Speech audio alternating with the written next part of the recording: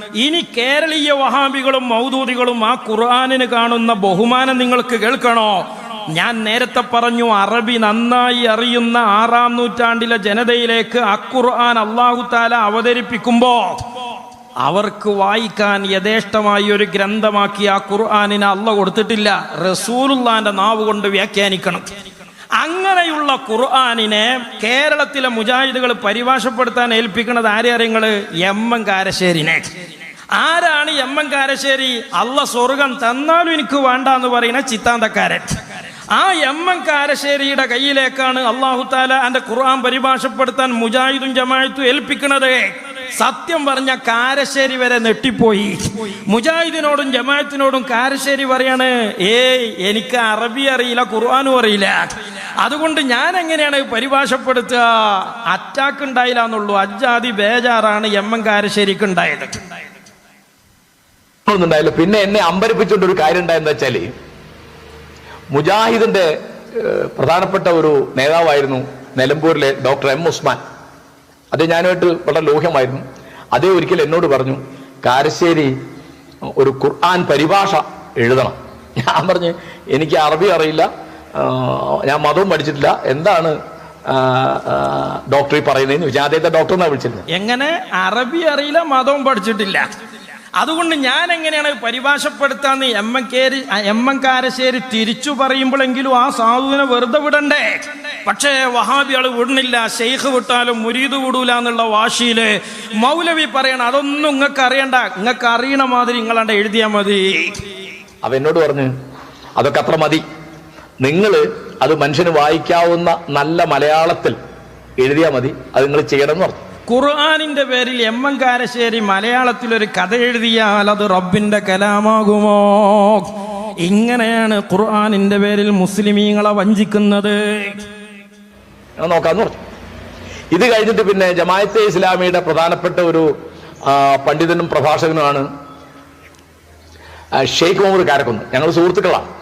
ഷെയ്ഖ് മുഹമ്മദ് കാരക്കുന്ന് 2-3 വട്ടം എന്നോട് പറഞ്ഞിട്ടുണ്ട്, കാരശ്ശേരി ഞാനും നിങ്ങളും കൂടി ഇരുന്നാല് നമുക്ക് നല്ലൊരു ഖുർആൻ പരിഭാഷ മലയാളത്തിൽ ഉണ്ടാക്കാം. അള്ളാന്റെ ഖുർആൻ കൊളാക്കാൻ ഇത്ര കുഹുവത്ത ജോഡി മറ്റൊന്നില്ല.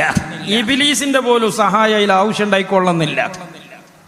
അപ്പൊ നിങ്ങൾക്ക് അറബി അറിയാത്തതിന് എനിക്ക് അറബി അറിയാം, നിങ്ങൾക്ക് മലയാളം അറിയാത്തതിന് എനിക്ക് മലയാളം അറിയാത്തതിന് നിങ്ങൾക്ക് മലയാളം അറിയാം. പക്ഷെ രണ്ടാക്കും അതറിയില്ല. എം.എൻ. കാരശ്ശേരിക്ക് അറബി അറിയാം, എം.എൻ. കാരശ്ശേരിക്ക് മലയാളം അറിയാം, ഷെയ്ഖ് മുഹമ്മദ് കാരക്കുന്നിന് അറബി അറിയാം, പക്ഷെ മതമറിയണ്ടേ?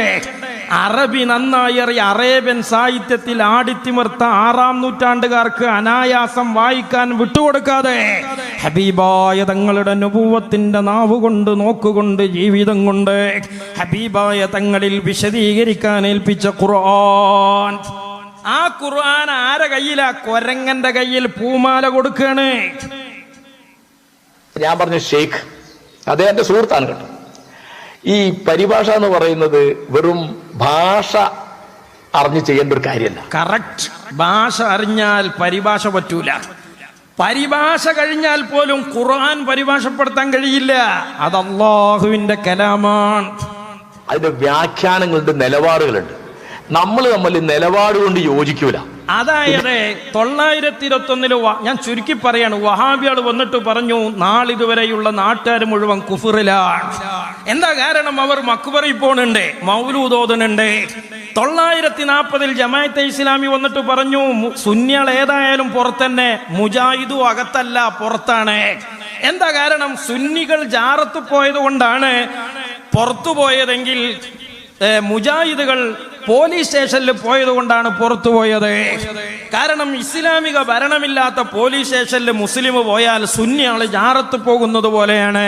സുന്നികൾ ബാഗ്ദാദിലെ ജീലാനി തങ്ങളെയാണ് ദൈവാക്കിയതെങ്കിൽ കരുനാഗപ്പള്ളി പോലീസ് സ്റ്റേഷനിലെ SI സാറിനെയാണ് മുജാഹിദ് ദൈവാക്കിയത്. ഇങ്ങനെയുള്ളൊരു പ്രശ്നം ഞാനും നിങ്ങളും തമ്മിലുണ്ട്. അതുകൊണ്ട് പരിഭാഷ എഴുതാൻ വേണ്ടി ഇരുന്ന് ഇയ്യാക നഅ്ബുദുവിന്റെ അവിടേക്ക് എത്തുമ്പോഴത്തേന് നമ്മൾ തല്ലി പിരിയേണ്ടി വരും എന്നാണ് കാരശ്ശേരി പറയുന്നത്. എങ്ങനെയാ നമ്മൾ ഒന്നിച്ചൊരു പുസ്തകം പരിഭാഷപ്പെടുത്തുക? ഇപ്പൊ ഖുർആനെ പറ്റി ഇപ്പൊ ഞാൻ അദ്ദേഹത്തെ ഉദാഹരണം പറഞ്ഞു. ഇപ്പോ ഫാത്തിഹയില് നിന്നെ മാത്രം ഞങ്ങൾ ആരാധിക്കുന്നു എന്നുള്ള ഒരു പ്രയോഗം ഇയ്യാക നഅ്ബുദു എന്നുള്ള പ്രയോഗം ആരാധനയിൽ എന്തൊക്കെ വരും എന്നുള്ളതിനെ പറ്റിയാണ് ഒരു തർക്കം.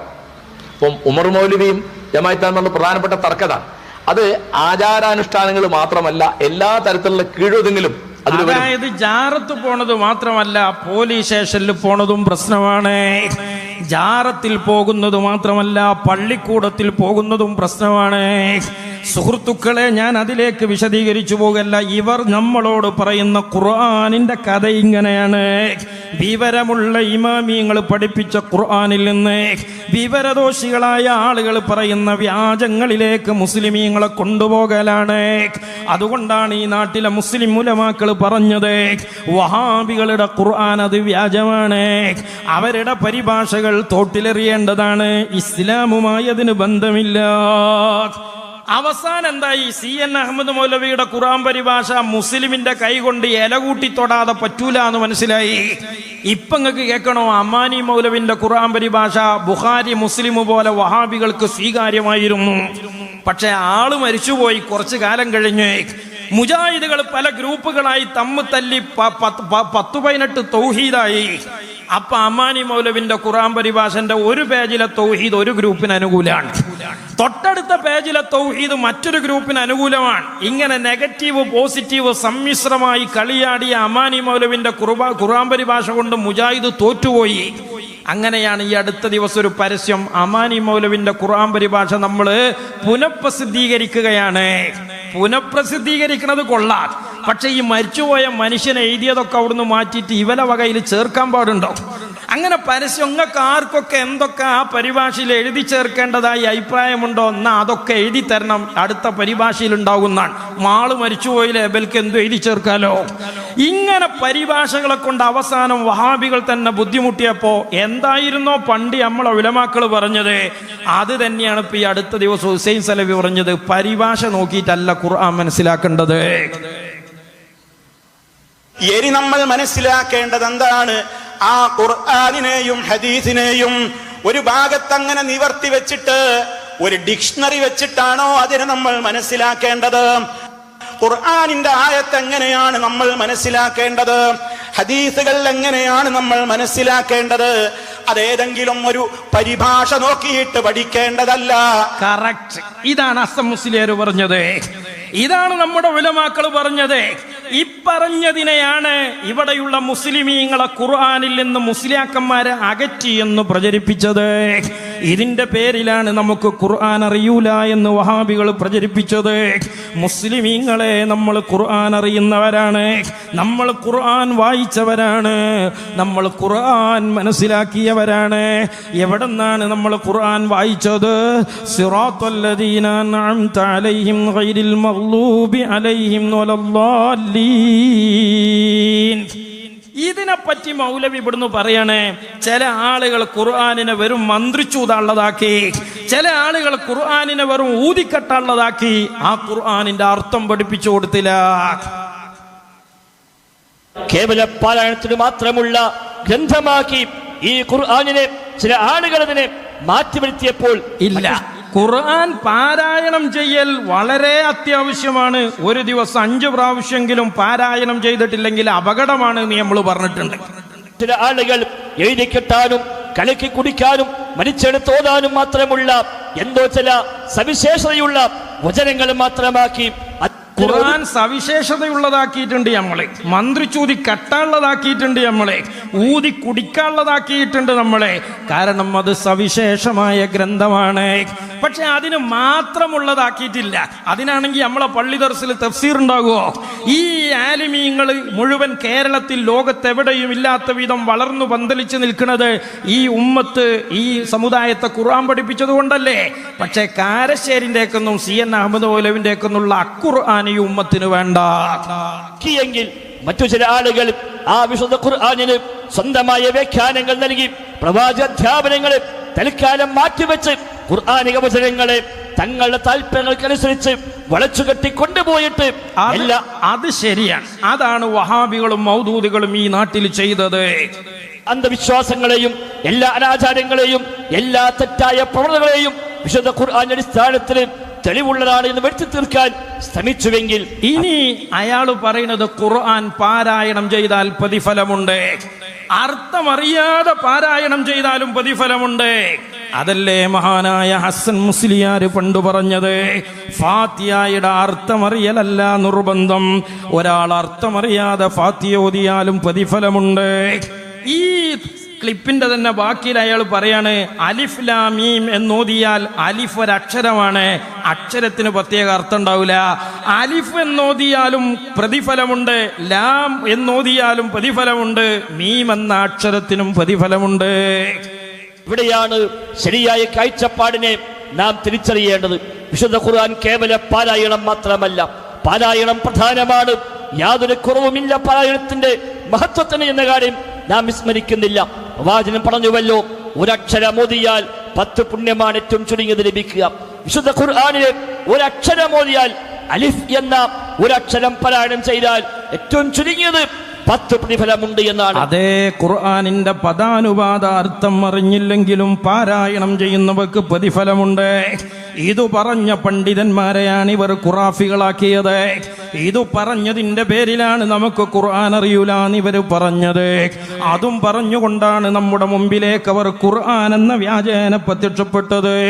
മുസ്ലിമീങ്ങളെ, ഇവിടെയുള്ള മുസ്ലിമീങ്ങൾ ഖുർആൻ മനസ്സിലാക്കിയത് ശരിയായ മാർഗത്തിൽ നിന്നാ. അതുകൊണ്ട് നമ്മുടെ ഖുർആനിൽ നിന്ന് നമ്മൾ പഠിച്ച വിശ്വാസങ്ങളിൽ പിഴവുകളില്ല.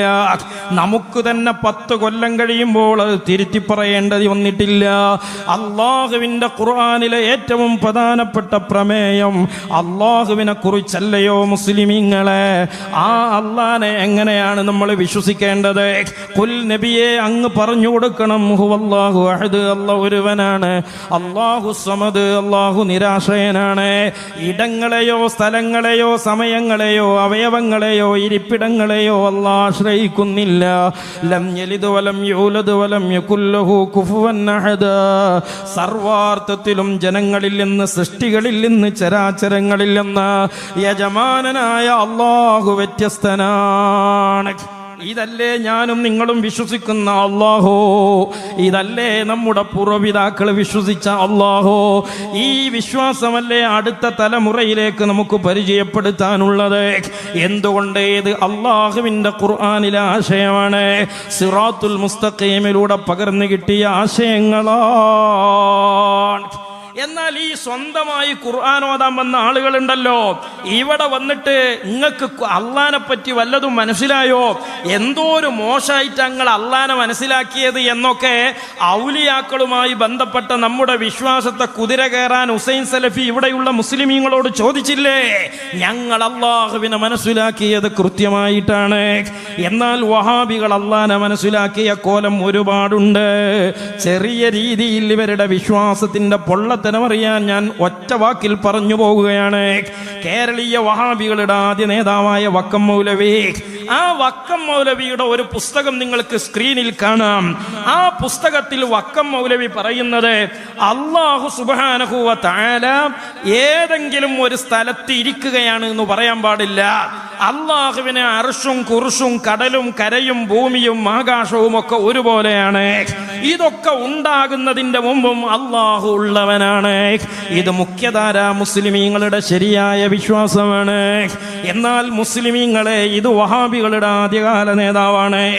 ആ നേതാവിൽ നിന്ന് ഇന്നത്തെ വഹാബികളുടെ കയ്യിൽ ആ ദൈവവിശ്വാസം എത്തിയപ്പോൾ വക്കം മൗലവി പറഞ്ഞത് അല്ല ആകാശത്താന്ന് പറയരുത്, അല്ല ഭൂമിയിലാന്ന് പറയരുത്, അതൊക്കെ ഉണ്ടാകും മുമ്പേ ഉള്ളവനാണ് അല്ലാന്നാണ്.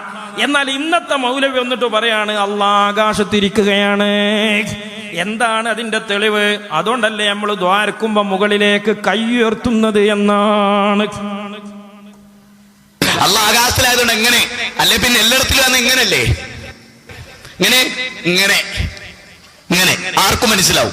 ആർക്കാ അത് മനസ്സിലാകുക?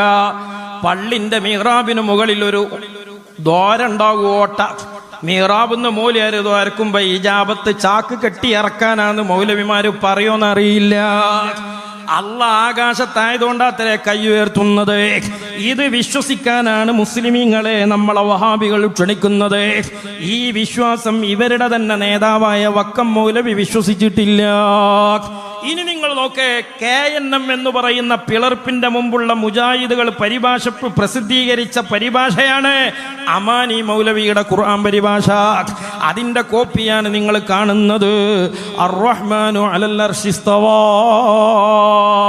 അല്ലാഹു അർശിന്റെ അധികാരിയാണ് എന്ന് അർത്ഥം വരുന്ന ആയത്തിന് ചിലർ അർത്ഥം കൊടുക്കുന്നുണ്ട് അല്ലാഹ് അർശുമേൽ ഇരിക്കുകയാണ് എന്ന്. അങ്ങനെ അല്ലാഹു അർശുമേൽ ഇരിക്കുകയാണ് എന്ന് പറയുന്നത് വിശ്വാസത്തിനെതിരാണ്. അല്ലാഹ് അർശിൽ ഇരിക്കുകയാണ് എന്ന് പറയാൻ പാടില്ല എന്ന് KNM പ്രസിദ്ധീകരിച്ച അമാനി മൗലവി എന്ന മുജാഹിദ് നേതാവിന്റെ പരിഭാഷയിൽ എഴുതി വെക്കുകയാണ്. അതിന്നും വിപണിയിലുണ്ട്. അതേ KNM വേറൊരു മൗലവിയുടെ പുസ്തകം ഇറക്കുകയാണ്. ഫാത്തിഹയുടെ തീരത്ത് ഉമർ മൗലവിയുടെ ബുക്കാണ്. ആ ബുക്കിൽ അതേ ആയത്തിന് മൗലവി പറയുകയാണ് അല്ലാഹു അർ-റഹ്മാനു അലൽ അർശി ഇസ്തവാ, അല്ലാഹു അർശിൽ ഇരുന്നു തന്നെ പറയണം. അല്ലാഹ് ഇരുന്നു എന്ന് പറയണം. അർശിൽ ഇരിക്കുകയാണ് എന്നൊരു മൗലവി, ഇരിക്കുക എന്ന് പറഞ്ഞാൽ കുഫറാണ് എന്ന് വേറൊരു മൗലവി. ഇത് രണ്ടും പ്രസിദ്ധീകരിച്ചത് KNM, രണ്ടും കക്ഷത്തിലിറക്കുന്നത് മൗലവിമാർ. സുഹൃത്തുക്കളെ, ഞാൻ ഒറ്റയടിക്ക് പറഞ്ഞു പോവുകയാണ്. ഇനി ഒരു മുജാഹിദ് മൗലവി വന്നിട്ട് പറയണം അള്ളാഹ്ക്ക് ഭാഗമുണ്ട് എന്നൊന്നും പറയാൻ പാടില്ല, പക്ഷെ അള്ളാഹ്ക്ക് കൈ വലത്തുണ്ട്. അവന്റെ രണ്ട് കൈകളും വലതാണ്. പാകെന്ന് പറയാനോ അള്ളാഹ്ക്ക് രൂപം പറയാനോ ഒന്നും നമ്മളില്ല, പറയാൻ പറ്റൂല. എന്തോ ഒരു നിഷ്കളങ്കൻ നോക്കിങ്ങളെ. ഇനി അയാൾ പറയണതോ അള്ളാഹ്ക്ക് കൈ വലത്തുണ്ട് എന്നാണ്. പിന്നെ രണ്ടും വലതാണ്. ആ വലത് എന്ന് പറഞ്ഞാൽ നാട്ടിൽ രാവിലെ പണി ജോലി കാത്തിക്കണ ബംഗാളികളോട് ചോദിച്ചു നോക്കിയും വലത് എന്ന് പറഞ്ഞാൽ എന്താണ് എന്ന് ഓൻ പറഞ്ഞു തരും. അത് ഭാഗാണ്. സുഹൃത്തുക്കളെ, ഭാഗെന്ന് പറയാൻ പാടില്ല എന്ന് പറഞ്ഞ അള്ളാഹ്ക്ക് വലത്ത് കൈയുണ്ട് എന്ന് പറയാൻ ഇതുമ തീർന്നോ? ഭാഗണ്ട് എന്ന് പറയാൻ പാടില്ല എന്ന് പറഞ്ഞ മുജാഹിദുകൾ അവരുടെ ഇന്നത്തെയും മുഖപത്രമായ അൽമനാറിൽ വഹാബികൾ എഴുതുകയാണ്. സുഹൃത്തുക്കളെ, എന്താണ് എഴുതുന്നത്? അള്ളാഹുവിന്റെ ഇരുകൈകളും അഥവാ ഇരുഭാഗവും വലതുഭാഗമാണ്. അള്ളാഹ്ക്ക് ഭാഗണ്ട് എന്ന് പറയാൻ പാടില്ല എന്ന് പറയുന്ന മൗലവിയാണ് അൽമനാറിൽ അള്ളാഹ്ക്ക് വലതുഭാഗണ്ട് എന്ന് എഴുതി വെച്ചതാ നിങ്ങൾ സ്ക്രീനിൽ കാണുന്നത്. ഇതൊക്കെ പാടെ വഹാബികളുടെ മുമ്പിൽ കാലങ്ങളായി നമ്മുടെ ആലിമീങ്ങൾ സംസാരിച്ചപ്പോൾ മുജാഹിദുകൾ പച്ച കളവ് പറഞ്ഞ് രക്ഷപ്പെട്ടു. അള്ളാന്റെ റസൂല് പറഞ്ഞില്ലേ, യകൂനു ഫീ ആഖിരി സമാനി ദജ്ജാലൂന കദ്ദാബൂൻ, നന്നായി കള്ളം പറയുന്ന ആളുകൾ. ഒരു നൂറ്റാണ്ട് കൊണ്ട് ഒറ്റ ശ്വാസത്തിൽ ഒരു 50 വൈരുദ്ധ്യം അള്ളാഹുവിലുള്ള വിശ്വാസത്തിൽ നമുക്കിങ്ങനെ ചൂണ്ടിക്കാണിക്കാൻ കഴിയും. അപ്പൊ ഇവിടെ പ്രസംഗിക്കാമെന്ന ഫൈസൽ മൗലവി പറയണേ, അള്ളാഹിനെ കുറിച്ചുള്ള വിശ്വാസത്തിൽ ഒരു പിഴവും ഞങ്ങൾക്ക് പറ്റിയിട്ടില്ല. 2012 വരെ 952 മുതൽ ഒരു പ്രശ്നവും ഞങ്ങളെ വിശ്വാസത്തിനില്ല. ആശയപ്രബോധം സ്വീകരിച്ചു പോന്ന അൽമനാർ 950 മുതൽ 2012 വരെ. അതിനുശേഷം എന്തൊക്കെ എഴുതി ഞങ്ങൾ വല്ലാതെ വായിച്ചു നോക്കലില്ല, അതുകൊണ്ട് അവിടെ പറഞ്ഞത് 950 മുതൽ 2012 വരെ. 950 മുതൽ 2012 വരെ. 950 മുതൽ 2012 വരെ അൽമനാറിൽ ആശയവിഷയത്തിൽ ഉദ്ധരിക്കപ്പെട്ട മുഴുവനും ഉത്തരവാദിത്തം ഞങ്ങൾക്കുമുണ്ട്. അപ്പോ ഒരു പ്രശ്നം അള്ളാഹുവിലുള്ള വിശ്വാസത്തിൽ ഇല്ല എന്നാണ് മൗലവി പറയുന്നത്. നമ്മുടെ ആലിമീങ്ങൾ വഹാബികളെ വെല്ലുവിളിച്ചു. ബഹുമാനപ്പെട്ട പേരോട് ഉസ്താദിന്റെ വെല്ലുവിളി, ആ വെല്ലുവിളിയിൽ മൗലവിമാര് ചാടിക്കേറി കൊത്തി. വഹാബികൾ ഇപ്പൊ ഉണ്ടായ അവസ്ഥ മനുഷ്യനിർമ്മിത വിശ്വാസത്തിനുണ്ടാകുന്ന പോരായ്മയാണ്. അള്ളാഹ്ക്ക് ശരീരമുണ്ട് എന്ന് ഖുർആനിലുണ്ട് പോൽ, അവയവങ്ങളുണ്ട് എന്ന് ഖുർആനിലുണ്ട് പോൽ. ഞാൻ പറയട്ടെ, സൂറത്തുൽ ഫാത്തിഹ മുതൽക്ക് ഖുൽ അഊദു ബിറബ്ബിൻ നാസ് വരെ നിങ്ങളെ വീട്ടിലൊക്കെ മുസ്ഹഫില്ലേ? ഞാൻ സർവ്വ മുജാഹിദിനെയും വെല്ലുവിളിക്കുന്നു. അള്ളാഹിന്റെ ഖുർആനിൽ അള്ളാഹുവിന് ശരീരമുണ്ടെന്നോ അവയവങ്ങൾ ഉണ്ടെന്നോ പറയുന്ന ഒരു ആയത്ത് കാണിച്ചു തരുമോ? പിന്നെ ഞങ്ങൾക്ക് ആദർശ സമ്മേളനം ഇല്ലട്ടോ. മംഗളത്തിൽ അസീസ് മൗലവി അദ്ദേഹം എഴുതിയത് എന്താ? അല്ലാഹു തആലക്ക് ശരീരമുണ്ട് എന്ന് ഖുർആൻ പഠിപ്പിക്കുന്നു എന്ന് പറഞ്ഞുകൊണ്ട് മുസ്ലിം ചിന്താ പ്രസ്ഥാനങ്ങൾ എന്ന് പറയുന്ന പുസ്തകത്തിന്റെ 101-ാമത്തെ പേജിൽ അദ്ദേഹം എഴുതിയ ഒരു തീർത്തും ഇസ്ലാമിക വിരുദ്ധമായ ഒരു വിശ്വാസമുണ്ട്. പേരോട് മുസ്ലിയാരെ സർവ്വ മുജാഹിദുകൾക്കും വേണ്ടി ഒരു വെല്ലുവിളി ഞങ്ങൾ നടത്തട്ടെ നിങ്ങളോട്. അത് എല്ലാ മുജാഹിദർക്കും വേണ്ടിയാണ്. നിങ്ങൾ പറഞ്ഞല്ലോ മുജാഹിദ് പ്രസ്ഥാനം വിശ്വാസ രംഗത്ത് മാറ്റം വരുത്തിയെന്ന്. മുജാഹിദ് പ്രസ്ഥാനം അല്ലാഹുവിന്റെ സിഫാത്തുമായി ബന്ധപ്പെട്ട് വെച്ച് പുലർത്തുന്ന വിഷയത്തിന് ഒരു വാദപ്രതിവാദത്തിന് പേരോട് മുസ്ലിയാർ തയ്യാറുണ്ടോ എന്ന് ഞങ്ങൾ വെല്ലുവിളിക്കുക. എല്ലാ മുജാഹിദിനും വേണ്ടി റെഡി ആവട്ടെ, പഠിപ്പിച്ചരാ എന്താ മുജാഹിദ് നിലപാട്. ഈ വിഷയത്തിലുള്ള ഏതുമെടുക്കാൻ നിങ്ങൾക്ക് ഒരു പ്രശ്നവുമില്ല. ഔദ്യോഗികമായ ഏതുമെടുക്കാം. മുജാഹിദ് പ്രസ്ഥാനം സംഘടനാപരമായി പ്രവർത്തനം ആരംഭിച്ച അന്ന് മുതൽ 2012 വരെ ഔദ്യോഗികമായ ഏതൊക്കെ എടുക്കാം. 2012 ശേഷമുള്ള അൽമനാർ അത് എടുക്കാൻ പറ്റൂലെന്ന് പറയണില്ല, ഞങ്ങൾ വായിച്ചു നോക്കലില്ല. 2004 അള്ളാഹുവിന് അവയവങ്ങൾ ഉണ്ട് എന്ന് പറഞ്ഞ വഹാബികൾ വീണ്ടും അള്ളാഹുവിനെ പരിചയപ്പെടുത്തുന്നത് ഇങ്ങനെയാണ്: അള്ളാഹുവിന്റെ ഇരുകൈകൾ എന്ന് പറഞ്ഞാൽ അള്ളാഹുവിന് 2 കൈയുണ്ട്. ആ 2 കൈയിനെ കുറിച്ചും വഹാബികൾ പറയുന്നത് ഇരു കൈകളും അഥവാ ഇരുഭാഗവും വലതുഭാഗമാണ് എന്നാണ്. വഹാബി സഖാഫി പേജ് എടുക്കാം, എന്നിട്ട് പറയുക ഇവന് എഴുതി 2 കൈയും വലതുഭാഗത്താകുന്നു. മൂപ്പരവക 2 കൈയും വലതുഭാഗത്താകുന്നു എന്ന് മുജാഹിദീങ്ങൾ എഴുതിയിട്ടില്ല. എന്തുകൊണ്ട്?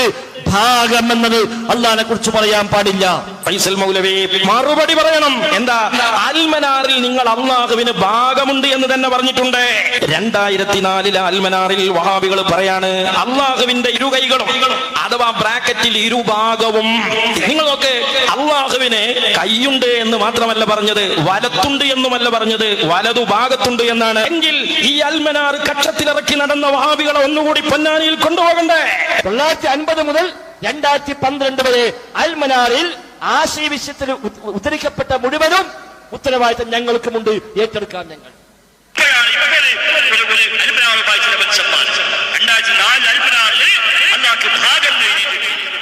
എഴുതിയിട്ടുണ്ടെങ്കിൽ അത് അബദ്ധമാണ്, ഒരു പ്രശ്നമില്ല, അത് ന്യായീകരിക്കേണ്ട ഒരു ഉത്തരവാദിത്വം. അങ്ങനെ ലേഖനം പറഞ്ഞെങ്കിൽ അത് മുജാഹിദ് പ്രസ്ഥാനത്തിന്റെ നിലപാടേ അല്ല. മുജാഹിദ് പ്രസ്ഥാനം എഴുതി വെച്ച എന്തിനേയും ഉത്തരവാദിത്തം ഏറ്റെടുക്കാൻ ഞങ്ങളും തയ്യാറാണ്. അതിലൊന്നും പ്രത്യേകിച്ച് ഈ വിഷയത്തിൽ ഒരു അബദ്ധവും വന്നിട്ടില്ല. 2004 എഴുതിയിട്ടുണ്ടെങ്കിൽ അത് അബദ്ധമാണ്, പ്രത്യേകിച്ച് ഈ വിഷയത്തിൽ ഒരു അബദ്ധവും വന്നിട്ടില്ല. എഴുതിയിട്ടുണ്ടെങ്കിൽ അത് അബദ്ധമാണ്, ഒരു അബദ്ധവും വന്നിട്ടില്ല. അപ്പോ സഹോദരന്മാരെ, സ്വന്തമായി ഖുർആൻ നോക്കിയാൽ വരാൻ പോകുന്ന അപകടമാണ്. ഇങ്ങനെ ഒരു വിശ്വാസവുമായി MM അക്ബർ എന്ന് പറയുന്ന മുജാഹിദ് മൗലവി ക്രിസ്തീയ പുരോഹിതനെ പോയി വെല്ലുവിളിക്കാണ്. എന്താ ക്രിസ്തീയ പുരോഹിതനോട് ചെന്നിട്ട് MM അക്ബർ പറഞ്ഞത്? നിങ്ങളുടെ പഴയ ബൈബിൾ ഒരു കോലമാണ്, പുതിയ ബൈബിളിൽ വേറൊരു കോലമാണ്, നിങ്ങൾക്ക് ദൈവത്തിൽ ഒരു ഉറച്ച വിശ്വാസമില്ല. എന്നിട്ട് ഞാൻ ഈ കാണിച്ചതും കാണിക്കാത്തതുമായ കുറെ സാധനം ഈ അച്ചായം വായിച്ചിട്ട് അക്ബറിനോട് പറഞ്ഞു, നിങ്ങൾക്ക് പല കോലത്തിൽ പല കാലത്ത് അല്ലണ്ടല്ലോ, ഞങ്ങളെ ബൈബിളിൽ ഒരു ദൈവമുള്ളൂ. എന്നാൽ ഖുർആന്റെ ഉപദേശം എന്താണ്? ഖുർആന്റെ ഉപദേശത്തിലേക്ക് വരുമ്പോൾ അവിടെ ആകെ ഒരു സംശയമാണ്. ഖുർആനിന്റെ വിഷയത്തിൽ സംശയമില്ല, ഖുർആൻ പരിഭാഷകളിൽ സംശയം ഉണ്ടാകും. ജനാബ് അക്ബർ മൗലവി ഒരു കാലത്ത് പഠിപ്പിച്ചുകൊണ്ടിരുന്നു, അള്ളയ്ക്ക് ജഡമുണ്ടെന്ന് പറയുന്നവൻ അവൻ അവിശ്വാസിയാണ്, അവൻ കാഫിറാണ്, അത് ജാതികീയ ചിന്തയാണ് എന്ന് ജനാബ് അക്ബർ മൗലവി ഈ കേരളത്തിൽ ഒരു കാലത്ത് പഠിപ്പിച്ചിരുന്നുവെങ്കിൽ, അങ്ങനെ പഠിപ്പിച്ചിട്ടുണ്ട്, പച്ചമലയാളത്തിൽ എഴുതി വെച്ചിട്ടുണ്ട്, അത് അച്ചായം വായിച്ചു നോക്കിയതാണ്. അതേ ജനാബ് അക്ബർ മൗലവി തന്നെ ഇന്ന് പറയുന്നത് അള്ളയ്ക്ക് കൈയുണ്ട്, കാലുണ്ട്, ശരീരമുണ്ട്, ശിരസ്സുണ്ട്, സിംഹാസനമുണ്ട്. അങ്ങനെയും അക്ബർ മൗലവി പറയുന്നുണ്ട്, അതും പച്ച മലയാളത്തിൽ എഴുതി വെച്ചതാണ്. എന്താണ് കാരണം? അന്ന് ജനാബ് അക്ബർ മൗലവി പറഞ്ഞത് ഖുർആന്റെ അടിസ്ഥാനത്തിലാണ്, ഖുർആൻ പരിഭാഷയുടെ അടിസ്ഥാനത്തിലാണ്. ഇന്ന് ജനാബ് അക്ബർ മൗലവി പറയുന്നതും ഖുർആന്റെ അടിസ്ഥാനത്തിൽ തന്നെയാണ്. അത് വേറൊരു പരിഭാഷ നോക്കിയപ്പോ അങ്ങനെ ഇപ്പരിഭാഷയിൽ ഇങ്ങനെ അങ്ങനെ കിട്ടിയ ദൈവമാണ്. സൂറ കാലികൾ 6:102 മുതൽ 103 വരെയുള്ള വാക്യങ്ങളിലും സൂറ കൂടിയാലോചന 42-51 വാക്യത്തിലും അള്ളാഹു അദൃശ്യനാണ് എന്നുള്ളൊരു ധ്വനി നമുക്ക് കിട്ടുന്നുണ്ട്. അതിന്റെ അടിസ്ഥാനത്തിലാണ് ജനാബ് അക്ബർ മൗലവി പണ്ടൊരിക്കൽ പറഞ്ഞത് അള്ളയ്ക്ക് ദൃശ്യമായ ഒരു രൂപമില്ല. എന്നാൽ സൂറ 10:3 വാക്യത്തിൽ അള്ളാഹു സിംഹാസനത്തിൽ ഇരിക്കുന്നു. സൂറ 55:26 മുതൽ 27 വരെയുള്ള വാക്യത്തിൽ അള്ളാഹുവിനൊരു മുഖമുണ്ട്. സൂറ 48:10 അള്ളയ്ക്ക് കൈയുണ്ട്. സൂറ 20:36 മുതൽ 39 വരെയുള്ള വാക്യങ്ങളിൽ അള്ളാഹുവിന് കണ്ണുകളുണ്ട്. ഒരു കാലത്ത് ജനാബ് അക്ബർ മൗലവി ഇതൊക്കെ ആലങ്കാരികമാണ് എന്ന് പറഞ്ഞിരുന്നുവെങ്കിൽ ഇന്ന് അതേ ജനാബ് അക്ബർ മൗലവി പറയുന്നത് ആലങ്കാരികമായി നമുക്ക് വ്യാഖ്യാനിക്കുവാൻ കഴിയില്ല, ഇത് അക്ഷരാർത്ഥത്തിൽ തന്നെ വിശ്വസിക്കണമെന്നാണ്. ജനാബ് അക്ബർ മൗലയ്ക്ക് അല്ലാഹുവിന് ദൃശ്യമായ ഒരു രൂപമുണ്ടോ ഇല്ലയോ എന്ന് ചോദിച്ചാൽ രണ്ട് കാലഘട്ടത്തിൽ അദ്ദേഹത്തിന് രണ്ടുത്തരമാണ്, ബൈബിളിന് ഒരു ഉത്തരമേ ഉള്ളൂ. അള്ളാഹുവിന്റെ ഖുർആനിനും ഒരു ഉത്തരമുള്ളൂ, ഖുർആനിനെ ഒരു ഉത്തരമുള്ളൂ. ലൈസ കമിസ്ലിഹി ശൈഉൻ വഹുവസ് സമീഉൽ ബസീർ. അള്ളാഹു അവയവങ്ങളില്ലാതെ പഞ്ചേന്ദ്രിയങ്ങളില്ലാതെ ഈ പ്രപഞ്ചത്തെ അടക്കി ഭരിക്കുന്ന അള്ളയാണ്. 4 സുന്നി സംഘടനകൾ പ്രധാനപ്പെട്ടത് കേരളത്തിലുണ്ട്. വ്യത്യസ്ത മദ്രസകളുണ്ട്. നമ്മുടെ പൂർവികർ മദ്രസ പഠിപ്പിച്ചിട്ടുണ്ട്. അവരെല്ലാം പറയുന്ന അള്ളയുണ്ട്.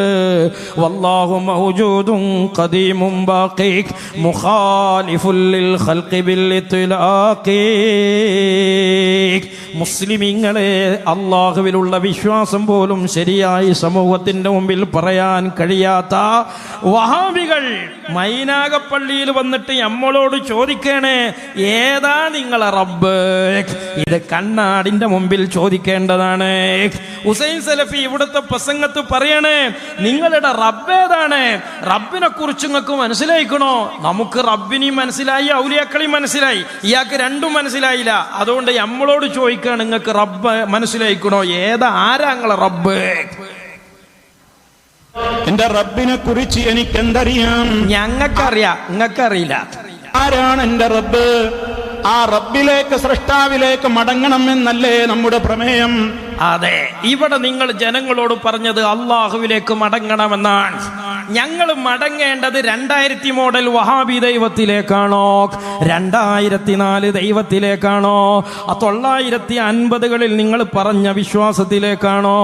2004ലും 2007ലുമായി 19ഓളം വൈരുദ്ധ്യം ഒറ്റ ശ്വാസത്തിൽ നിങ്ങളുടെ വിശ്വാസത്തിൽ പറയാനുണ്ട്. ഏത് മോഡൽ ദൈവത്തിലേക്കായി നാട്ടിലെ ജനങ്ങളെ നിങ്ങൾ ക്ഷണിച്ചത്? ഞങ്ങളൊരു സ്ഥിരമായ റബ്ബിൽ വിശ്വസിക്കുന്നവരാണ്. ആ റബ്ബിനെ ഞങ്ങൾ ഖുർആനിൽ നിന്ന് മനസ്സിലാക്കിയതാണ്. ആ ഖുർആനിനെ ഞങ്ങൾ തിരിച്ചറിഞ്ഞത് സിറാത്തുൽ മുസ്തഖീമിൽ നിന്നാണ്. ഇന്നലെ വരെ ഇവിടെ പരപ്പട്ടിണിയും മുഴുപ്പട്ടിണിയും കഴിഞ്ഞ് ജീവിച്ചിട്ടോ തൗഹീദ് സംരക്ഷിക്കാൻ പള്ളിയും മദ്രസകളും പടുത്തുയർത്തിയ പരിസരത്തെ പള്ളി ഖബർസ്ഥാനിൽ കിടക്കുന്ന സബീലുൽ മുഅ്മിനീൻ, ആ മുഅ്മിനീങ്ങളിൽ നിന്നാണ് ഞങ്ങൾ അള്ളാഹനെ മനസ്സിലാക്കിയത്. അതുകൊണ്ട് ഞങ്ങൾ ഉസ്താദുമാര് വിശ്വസിച്ച അല്ലാഹ് ഒന്നാണ്, മാതാപിതാക്കൾ വിശ്വസിച്ച അല്ലാഹ് ഒന്നാണ്. കേരളത്തിൽ എത്ര സുന്നി സംഘടനകൾ ഉണ്ടെങ്കിലും എല്ലാവരും വിശ്വസിക്കുന്ന അല്ലാഹ് ഒന്നാണ്. ഇനി അടുത്ത തലമുറയിലേക്ക് ഞങ്ങൾ വിശ്വസിക്കാനുള്ള, പരിചയപ്പെടുത്താനുള്ള അള്ളയും ഒന്നാണ്. നിങ്ങൾ അള്ളാഹുവിലേക്ക് മടങ്ങാൻ പറഞ്ഞ് മൈനാഗപ്പള്ളിയിൽ വരുമ്പോ ഏത് മോഡൽ ദൈവത്തിലേക്കാ നിങ്ങൾ ഞങ്ങളെ ക്ഷണിക്കുന്നത്? ഏത് ഗ്രൂപ്പിന്റെ ദൈവത്തിലേക്കാ ഞങ്ങളെ ക്ഷണിക്കുന്നത് മുജാഹിദുകളെ? ഇനിയോ മൈനാഗപ്പള്ളിക്കാരോട് പറയാ, നിങ്ങൾ ആലോചിക്കണില്ലേ, ചിന്തിക്കണില്ലേ? ഹുസൈൻ സലഫിന്റെ ഡയലോഗിന്റെ പൊള്ളത്തരം ഈ വിവിധ വൈരുദ്ധ്യ ദൈവങ്ങളെ മനസ്സിൽ വെച്ചിട്ടൊന്ന് കേട്ടോക്കി മുസ്ലിമീങ്ങളെ, കാർക്കിച്ച് മുഖത്ത് തുപ്പാൻ തോന്നൂലേ? മൈനാഗപ്പള്ളിയിലുള്ള സഹോദരങ്ങളെ, ഇത് ശബ്ദം ശ്രവിക്കുന്ന ആളുകളെ, നിങ്ങൾക്ക് വിശ്വസിക്കണോ? വിശ്വസിച്ചോ? ഇല്ല, ആ വിശ്വാസത്തിന് ഞങ്ങളെ കിട്ടൂല. സ്വാതന്ത്ര്യമുണ്ട്, പക്ഷെ ഞങ്ങളതിനാണ് വെട്ടിക്കളി, ഞങ്ങളതിലില്ല. അതാണ്, അതിന് തൗഫീഖ് വേണം. സിറാത്തുൽ മുസ്തഖീമിൽ നിന്ന് അള്ളാഹനെ വിശ്വസിക്കണമെങ്കിൽ അതിന് തൗഫീഖ് വേണം. തൗഫീഖ് ഇല്ലാത്തവരെ റബ്ബ് തന്നെ വെട്ടുന്നതാണ്. എന്നിട്ട് അള്ളാഹുവിന്റെ ഖുർആനായത്തോടാണ് മൈനാഗപ്പള്ളിയിലെ മുസ്ലിമീങ്ങളോട് അരിയും തന്ന് ആശാരിച്ചേയും കടിച്ചിട്ട് വീണ്ടും ആള് മുന്നോട്ടാണ്. വമാ ഖദറുല്ലാഹ ഹഖ ഖദരിഹി. ദൈവത്തിന് മക്കളുണ്ടെന്നു പറഞ്ഞ, ദൈവത്തിന് ഇരിപ്പിടമുണ്ടെന്നു പറഞ്ഞ, ദേവാലയങ്ങളിൽ അവയവങ്ങളും ഇരിപ്പിടങ്ങളുമുള്ള ദൈവീക പ്രതിഷ്ഠകളിൽ ആരാധനകൾ അർപ്പിച്ച മക്കക്കുഫാറുകളെ കുറിച്ച് അല്ലാഹു പറഞ്ഞ ആയത്ത് മൈനാഗപ്പള്ളിയിലെ മുസ്ലിമീങ്ങൾക്ക് നേരെ ഓതുമ്പോൾ വഹാബികളുടെ പ്രസിദ്ധീകരണത്തിൽ കിടക്കുന്ന ദൈവസങ്കല്പങ്ങള് ഈ ആയത്തിന്റെ പരിധിയിൽ വരുന്നതല്ലയോ? മൗലവി പറയാ വമാ ഖദറുല്ലാഹ ഹഖ ഖദ്രിഹി, അല്ലാഹനെ വേണ്ടതുപോലെ മനസ്സിലാക്കിയിട്ടില്ല പോൽ നമ്മൾ. റബ്ബിനെ കുറിച്ച് ഇത്ര മോശമായിട്ടാണോ പഠിച്ചു വെച്ചത്? ശരിയാ, എത്ര മോശാതെ. ആ അച്ചായം വരെ ഇത് ചൂണ്ടിക്കാണിച്ചില്ലേ? ഏത് സമൂഹത്തിന്റെ മുമ്പിലാ നിങ്ങൾക്ക് ഇസ്ലാമിനെ പരിചയപ്പെടുത്താൻ കഴിയാ, ഖുർആനിനെ പരിചയപ്പെടുത്താൻ കഴിയാ? അവരല്ലാഹനെ മനസ്സിലാക്കേണ്ട മുറപ്രകാരം അതിന്റെ കൃത്യമായ നിലക്ക് പഠിക്കാത്ത കുഴപ്പമല്ലേ? കറക്റ്റാണ്. കൃത്യമായി പഠിച്ചിക്കണമെങ്കിൽ വക്കം മൗലവിന്റെ ബുക്ക് പറഞ്ഞ ദൈവം ബാലുശ്ശേരി മൗലവിന്റെ പ്രസംഗത്തിലുണ്ടാവൂലേ? KNM പ്രസിദ്ധീകരിച്ച ബുക്കിൽ ഒന്ന് അല്ല ഇരിക്കാണ്, മറ്റത് അല്ല ഇരിക്കാത്തതാണ്. അല്ലാഹനെ മനസ്സിലാക്കാത്ത കുഴപ്പമല്ലേ? എന്തുകൊണ്ടാ ഇത് സംഭവിച്ചത്? ഖുർആൻ മനസ്സിലാക്കേണ്ട ചാനൽ വിട്ടിട്ട് സ്വന്തമായി കൂടി ആലോചിച്ചിട്ട് ദൈവത്തെ പടച്ചതാണ്. അത് ഹുസൈൻ സലഫി തന്നെ പറയുന്നുണ്ട്. എന്താണ് ഹുസൈൻ സലഫി പറയുന്നത്? 100 ആളുകൾ കൂടി യോഗം കൂടി ഒരു വിഷയത്തിൽ തീരുമാനമെടുക്കണമെന്ന് കരുതിയാൽ 100 ആളുകൾ ഒരു വിഷയത്തിൽ ചർച്ച ചെയ്താൽ 101 അഭിപ്രായം ഉണ്ടാകുമെന്നാണ് ഹുസൈൻ സലഫി പറയുന്നത്. സത്യാണ്. നമുക്കെന്തുകൊണ്ടാണ് 101 കോലത്തിൽ ദൈവവിശ്വാസം അല്ലാതെ പോയത്? നമ്മൾ യോഗം കൂടി അല്ലാഹനെ തീരുമാനിച്ചിട്ടില്ല. നമ്മൾ യോഗം കൂടി പ്രമാണം പടക്കാറില്ല. വഹാബികൾ ഓരോ കൊല്ലത്തെ വഹാബി പൗരോഹിത്യ സഭ യോഗം കൂടി ഇസ്ലാമിനെ പാകപ്പെടുത്താൻ. അങ്ങനെ പാകപ്പെടുത്തുമ്പോൾ മനുഷ്യന്മാർ യോഗം കൂടി തീരുമാനിക്കുമ്പോൾ 100 ആളുണ്ടെങ്കിൽ 101 അഭിപ്രായം ഉണ്ടാകുമെന്ന് മൗലവി തന്നെ വിശദീകരിക്കുകയാണ്. ഏതെങ്കിലും ഒരു വിഷയത്തിൽ തർക്കമുണ്ടായാൽ, അഭിപ്രായാന്തരമുണ്ടായാൽ മനുഷ്യബുദ്ധിയിലേക്ക് നിങ്ങൾ അതിനെ മടക്കിയിട്ട് അഭിപ്രായം പറഞ്ഞോളൂ എന്ന് ഇസ്ലാം അനുവാദം നൽകുന്നില്ല. എന്തുകൊണ്ട്? അങ്ങനെ മനുഷ്യബുദ്ധിയിലേക്ക് വിട്ടാൽ വഹാബികളെ അൽമനാർ വായിച്ച മാതിരി ഓരോ മാസം ഓരോ കോലത്തിലെ ദൈവീകാരം. അതുകൊണ്ട് മനുഷ്യബുദ്ധിയിലേക്ക് വിട്ടില്ല പടച്ചോൻ. കാരണം ഒരു വിഷയത്തെ സംബന്ധിച്ച് എനിക്കോ നിങ്ങൾക്കോ തർക്കം വന്നു കഴിഞ്ഞാൽ, നാം ഒരു പ്രദേശത്ത് ഒരു സ്ഥലത്ത് മീറ്റിംഗ് കൂടി തീരുമാനിക്കാൻ വിട്ട് തന്നാൽ 100 ആളുകൾ കൂടിയിട്ടുണ്ടെങ്കിൽ 101 അഭിപ്രായമാണ് അവിടെ ഉണ്ടാകുന്നത്. കറക്റ്റ്. ആ അഭിപ്രായമാണ് വഹാബികൾക്ക് അള്ളാഹുവിലുള്ള വിശ്വാസത്തിൽ പോലുമുള്ളത്. മന്ത് മറ്റേ കാലിലല്ലേ മുജാഹിദുകളെ? യഥാർത്ഥത്തിൽ മുസ്ലിമീങ്ങളെ ഇതൊരു ചതിയാണ്. ഇസ്ലാമിക ചരിത്രത്തിൽ ആദ്യമായി പ്രത്യക്ഷപ്പെട്ട ഒരു പുത്തൻവാദികളുണ്ട്, ഖവാരിജുകൾ. അതിലേക്ക് നഈമി ഉസ്താദ് ഒരു സൂചന തന്നിട്ടുണ്ട്. ഇന്തലഖൂ ഇലാ ആയാത്തിൻ നസലത്ത് ഫിൽ കുഫാരി ഫജഅലൂഹാ അലൽ മുസ്ലിമീൻ. അലി റളിയല്ലാഹു അൻഹുവിന്റെയും മുആവിയ തങ്ങളുടെയും ഇടയ്ക്കുള്ള രാഷ്ട്രീയപരമായ ഗവേഷണപരമായ അഭിപ്രായ വ്യത്യാസങ്ങളിൽ ഇടപെട്ട് മഹാരഥന്മാരായ ഈ സ്വഹാബിമാര് മസ്ലഹത്ത് പറഞ്ഞപ്പോൾ ആ മസ്ലഹത്തിനെ തള്ളിയിട്ട് മുസ്ലിമീങ്ങളെ തമ്മിലടിപ്പിക്കാൻ വന്ന ഖവാരിജുകൾ അവസാനം ഖുർആനത്തായത് ഓതിയിട്ട് സ്വഹാബികൾ മുശ്രിക്കാന്ന് പറയാണ്. എന്ത് തെളിവിന്റെ അടിസ്ഥാനത്തിലാ അവർ മുശ്രിക്കാന്ന് ഈ ഖവാരിജുകൾ പറഞ്ഞത്? മക്ക കുഫാറുകൾക്കെതിരെ ഇറങ്ങിയ ആയത്ത് ഉപയോഗിച്ചുകൊണ്ടാണ്. ആരാണ് മുസ്ലിമീങ്ങളെ മക്ക കുഫാറുകൾ? ഇദാ ഖീല ലഹും ലാ ഇലാഹ ഇല്ലല്ലാഹ് യസ്തക്ബിറൂൻ. ഈ മൈനാഗപ്പള്ളിയിലെ പാരമ്പര്യ മുസ്ലിമീങ്ങളുള്ള നാട്ടിൽ വന്നിട്ട് ഹുസൈൻ സലഫി ഓതിയ ആയത്തുകൾ ഏതൊക്കെയുണ്ടോ അത് ഖവാരിജുകൾ പണ്ട് സ്വഹാബികൾക്കെതിരെ ഓതിയ ആയത്തുകളാണ്. ആരാണ് മുസ്ലിമീങ്ങളെ ആ മക്ക കുഫാറുകളെ ലാ ഇലാഹ ഇല്ലല്ലാഹ് പറയണം, പ്രഖ്യാപിക്കണം എന്നവരോട് പറയപ്പെട്ടാൽ യസ്തക്ബിറൂൻ, അവർ പുറംതിരിഞ്ഞു പോകുന്നവരാണ്. ജീവിതത്തിൽ തമാശക്ക് പോലും ലാ ഇലാഹ ഇല്ലല്ലാഹ് പറഞ്ഞതായി ചരിത്രത്തിലില്ലാത്ത മക്ക കുഫാറുകൾക്കെതിരെ അള്ളാഹു ഇറക്കിയ ആയത്തുകളെ ഉമർ തങ്ങൾ ഇസ്ലാമിലേക്ക് വരുമ്പോൾ അതാ കുഫാറുകൾ ഭയപ്പെടുകയാണ്. അബൂ താലിബിനെ സമീപിച്ച് റസൂലുള്ളാഹിയുമായി സന്ധി സംഭാഷണത്തിന് പോകുകയാണ്. അങ്ങനെ ചെന്നുകൊണ്ട് സന്ധി സംഭാഷണം നടത്തിയപ്പോൾ അവരുടെ എല്ലാ വിഷയങ്ങളും കേട്ട ശേഷം അള്ളാന്റെ റസൂൽ അവരോട് ചോദിക്കുന്ന ഒരു ചോദ്യമുണ്ട്. നിങ്ങൾ പറയുന്നതൊക്കെ ഞാൻ അനുസരിച്ചു കൊള്ളാം, പക്ഷേ തഖൂലൂ ലാ ഇലാഹ ഇല്ലല്ലാഹ്, നിങ്ങൾ ലാ ഇലാഹ ഇല്ലല്ലാഹ് പറയാൻ ഒരുക്കമാണോ? അല്ലാഹയല്ലാതെ വേറൊരു ഇലാഹില്ല എന്ന് പറയാൻ നിങ്ങൾ ഒരുക്കമാണോ? അത് പറഞ്ഞപ്പോ മക്ക കുഫാറുകൾ പറയണേ അജഅലൽ ആലിഹത ഇലാഹം വാഹിദാ, ഞങ്ങളെ ബഹുദൈവങ്ങളെ മുഴുവൻ വലിച്ചെറിഞ്ഞിട്ട് ഒരു ദൈവത്തെ മാത്രം വിശ്വസിക്കണമെന്ന് നീ പറയുകയാണോ? ഇന്ന ഹാദാ ലശൈഉൻ നുജാബ്. അതിന് ഞങ്ങളെ കിട്ടൂല, അതൊരു വലിയ അത്ഭുത ഞങ്ങളോട് ഇങ്ങനെ പറയാൻ തോന്നിയത് എന്നു പറഞ്ഞിറങ്ങിപ്പോയ മക്ക കുഫാറുകൾക്കെതിരെ ഇറങ്ങിയ ആയത്ത് ഖവാരിജുകൾ സ്വഹാബികൾക്കെതിരെ ഓതുകയാണ്. അതേ ആയത്ത് മൈനാഗപ്പള്ളിയിലെ മുസ്ലിമീങ്ങൾക്ക് നേരെ വഹാബികൾ യഥേഷ്ടമായി ഓതിയില്ലയോ?